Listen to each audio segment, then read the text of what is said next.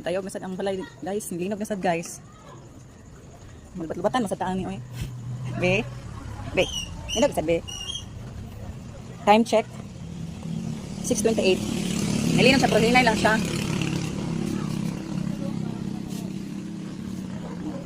Wala na itong kuyaw ani. Linog na sad.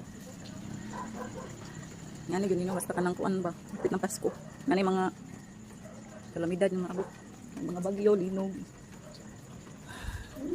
Nangangay na itong buhaton ani guys. Magampo lang kita permi. Ano protektahan ta permi sa Ginoo no. Sa tanang panahon ng mga kalamidad ng mga abot.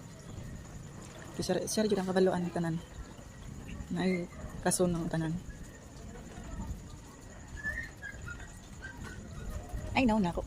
It's natural calamity but pag-uot yun sa ginawa ka na nanay tabo ang linog. Then siya naman yun nakabalo. Ay. Ngayon, nahiram. Kung ano to siya. Aftershock sa manay or wait lang po kay. Naminaw lang po tayo. Balitaan niyo ron. So, mura to guys. Salamat.